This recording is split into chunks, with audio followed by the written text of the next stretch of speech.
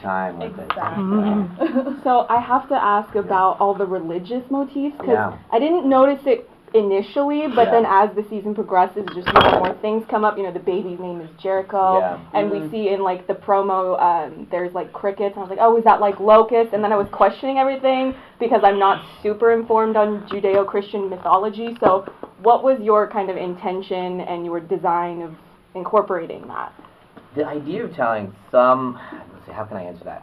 A almost a biblical story, but do it in a contemporary setting in one location, and you're interpreting everything was really. I love that idea of that we're in one home, but we're telling a biblical story. I mean, even I guess when we think about that, I think about The Exorcist and that the story of humanity's soul versus the devil's playing out in a girl's bedroom in Georgetown is super powerful to me. That big stories told in a very small canvas.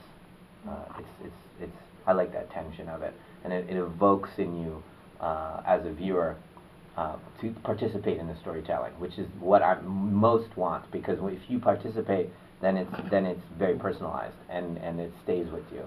What we don't want is that kind of entertainment that is distracting, and numbing almost. You watch a lot of entertainment to be numbed, and the thing I'm hesitant about the format of what we used to call television, I don't know what we're calling it, is it was meant to distract you from your life and just kind of numb you a little bit, and as opposed to it becomes a part of you, and those characters and that feeling become part of you. So the hope is that we can do that with the show. Was Servant always envisioned as a series? Yeah. It was Tony and Jason came with the pilot, and the idea, I guess, was the base, the thing that it came, the original thing kind of had the premise of a woman that lost a child and was doing this therapy with a doll. And you learn that in the pilot kind of thing. And so that was the kind of thing that stayed, and then we went from there. But a super powerful conceit, and I felt immediately like I want to know how this story ends, and I felt very, very compelled for her, and justified all the mania that the character was going through. It was super tragic, Yeah. But yes, it was a long form story. So when you guys are going to shop like a pilot like this to a network, do you kind of, when you go to see them, do you have just the pilot, or do you kind of have the whole thing mapped out of where you'd like to see it go? Well, we had 3 episodes, the first 3 episodes written out, and so we had those 3 episodes, and then we had, I wasn't quite there yet in terms of the balance of this long-form storytelling as opposed to making movies is I can completely map it out before I go to a buyer, but not in this case. But I knew roughly where I wanted to go, but I didn't really understand it yet. So when we went out to the buyers, we actually had it more of a anthology idea for it. Like Leanne, that each season would be slightly different, and that immediately changed once we started writing 4 and 5. As soon as we sold it, essentially, it switched into the format that it is now. And now we've spent a year and some talking about it and really diving into it, and we'll figure it out the end, essentially. And so now we know the movement of the entire piece. But that's now, it's funny, you just reminded me of that. I didn't even remember that when we went out. It was a very different. But I tried to convey that to the buyers that, hey, just give me a beat here. Yeah. This is our setup, and I'm gonna figure out the end, but just trust me on this. But we're gonna get an ending. I'm not gonna vamp here, And I said that to every buyer, that we'll find that ending. But so we went out and ultimately chose Apple for a bunch of reasons. One was I wanted to be the thing that helps define a place, and the way David Fincher got to define Netflix was that even now when I think of Netflix, I think of House of Cards. Right. Even now, now you start to think of Stranger Things a bit, but still the base is House of Cards. Oh, that's what Netflix means. That's what its aesthetics are. And there were shows before House of Cards, but that's what ended up being the definition. It's like putting them on the map. Yeah. Because I was always curious about that that process of just where it goes when you're choosing like that network. Even the release, you mean? Yeah, and then even like what led to like the half-hour format versus the hour, because I found that it was so much easier to get through, and then each episode left me like seriously wanting more. And like it was really tight. I don't Yeah, think it was I don't great. think I would have done it if it was an hour. Yeah. It's too much content. It doesn't go with the philosophy of what I want to do now for the rest of my career. It allowed me to even consider doing this long form as a half hour. We can do 30 minutes and do it at a super high, especially if it's very limited locations. Very limited locations. That sounds like just a fun little tidbit, but it's not.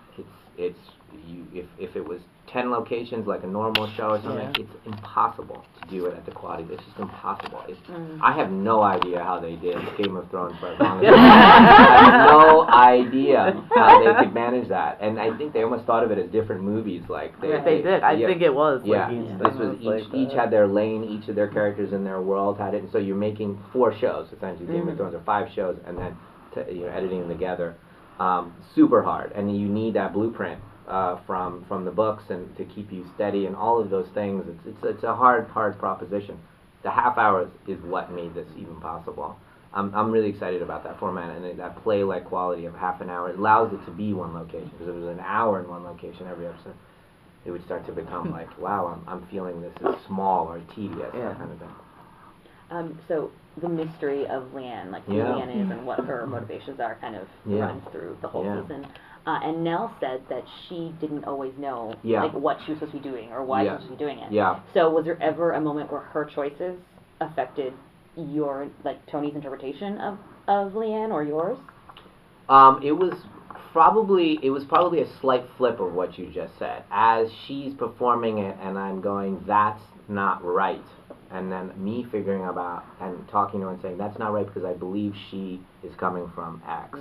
And we started to I had a blurry version of it. And in fact, what now is definitively the end was, hey, what do you think about this idea? It was more like a suggestion.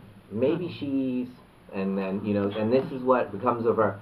And then as I went, no, not maybe. This is what she's maybe too, you put an idea out there, because when you're writing or something, when you come up with an idea, you put it out there and you go, I have a crazy idea, and you usually do it like this. Oh, this is a bad version of it. And this is a terrible. And then you do the idea, and you go, and then they go, wait, that's not so bad. And you go, oh yeah, it isn't so bad. Because in case it's bad, you go, I told you it was a bad idea. You just put it out there, the idea, and it sits and it has resonance, and you go, oh wait a minute, this is strong. And so as I became more confident in where I knew she was going to go, I could guide her in that thing. And we reshot a bunch as we were going. So one of the great things about owning the show is I just reshot everything. As we did, I would go out in the morning and I go, we didn't get it. And this is why I bring everybody in and go, this is what I believe happened. And again, there's no failure.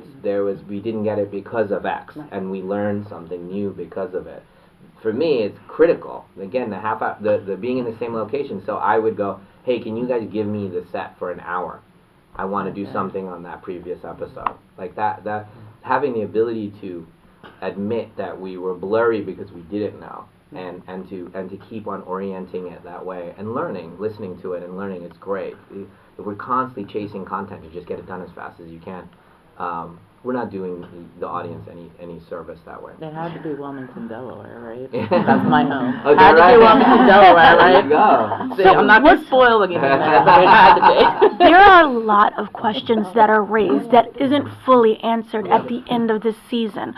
Was that intentional, and if so, was that in order to get the audience to find their own interpretations to things? Well, it's a balancing act of how to end the season and let you wait 1 year to get. It's a balancing act. Yeah, we'll go as fast as we can. and so it's that balancing act. I wanted you to learn something really specific and orient you at the end of season 1 that made you understand Leanne's trajectory. At least as much as I want you to know right at that moment. But wow, I thought I was only going down this road, but it actually was like, it just it starts aiming you in this new direction.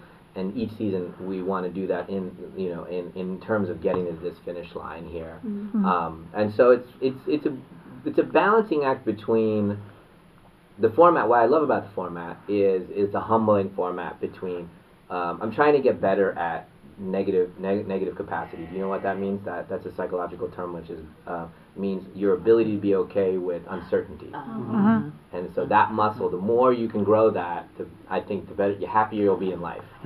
But as an artist, that's where your strength comes from, because what ends up happening is, well, as an artist or as an athlete or anything, you start to squeeze that, especially success starts squeezing that, right? You're not as comfortable with, hey, the next one may fail, the next idea may fail. You start to try to protect yourself and you want to keep widening that as much as possible. The great thing about this format is you have to learn that muscle. But you can have the other part that I haven't seen enough in this format is to have a discipline about, hey, this is our ending. We have to do the work now to get a sense of where the ending is, so that we're not, taking audiences this way, that way, and then betraying them as you do that, and finding,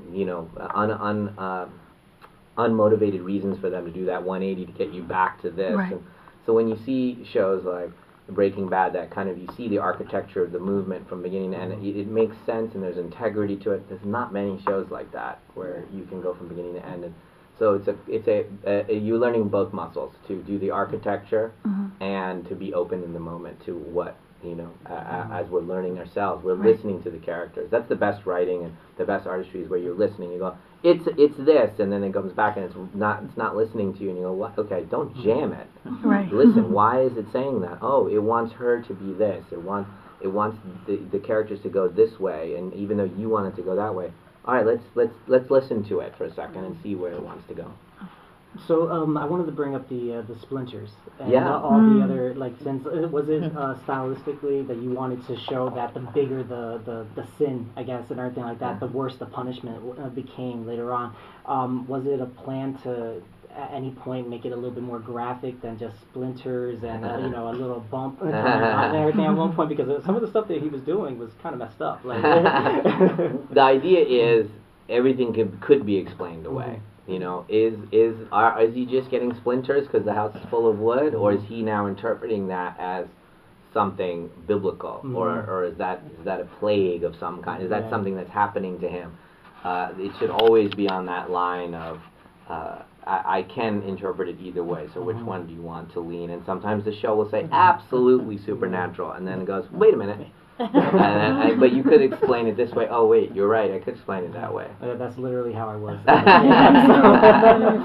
Is it your hope that, to play off of that, is that your hope that audiences will take that away and leave it open to their own interpretation? I hope so. Then it's a healthier conversation. When they say in art, and even when I talk to the actors, I'm like, if you just ask the right questions as an artist, as an actor, that's what we want. Ask the right. Don't give me an answer. Don't give me an answer, because then it rings untrue.